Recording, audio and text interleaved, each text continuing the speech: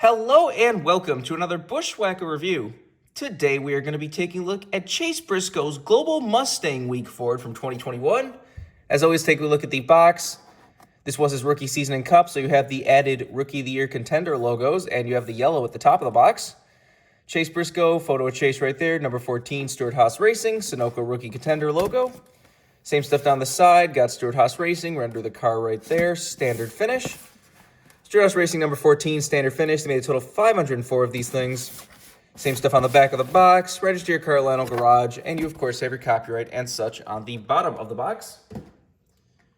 Here is the car itself. This was won at Richmond of 2021. This was to celebrate the 57th anniversary of the Mustang, because this race was run exactly on the date of the 57th anniversary of the Mustang. Just a cool car that kind of celebrates a Mustang. I forget the exact reason why it's bright orange. I don't know if that was one of the original colors of the Mustang or not. I remember back in the day there was somebody explaining why it was orange, but I tried to find it before making this video and I just could not find anyone talking about why it's orange. So if somebody in the comments knows, please let me know. Definitely makes for a very unique and eye-catching paint scheme to have a bright orange Mustang sponsored car. When you see Mustang, you think you would have a blue car or something for Ford, not orange. But like I said, I'm pretty sure there is some legitimate reason why it's orange like this, as far as I'm aware.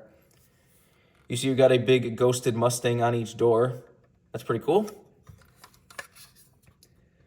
Does have ghosted Mustangs around the car too. Like you can see on the hood here, you have the current Mustang at the time, and you also have what looks like a Fox body Mustang.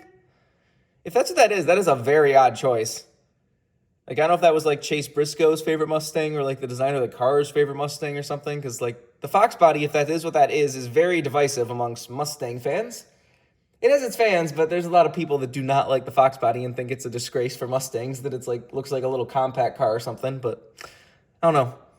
Weird you wouldn't just have the original Mustang and then the current Mustang. Like you can see on the back here, there you have the outline of the original 60s Mustang. So, I don't know. Worth pointing out, but that's just funny. Anyways, let's get down to sponsors. On the hood, you have Global Mustang Week 2021. Got Ford Mustang number 14 and Stewart-Haas Racing. Down the side, you have Global Mustang Week. Got Haas and Ford Performance Racing School, as well as Rush Truck Centers. Front of the rear wheel, you got High Point, One Cure, Exalta, Cummins, and Atlas Copco. Nothing on the C post. On the B post, you have Ford, Haas, DeKalb, and Rush Truck Centers. Has your regular contingencies and such up front. On the back, you got Global Mustang Week. Mobile 1, number 14, got the Ford Michigan license plate as well as the rookie stripes.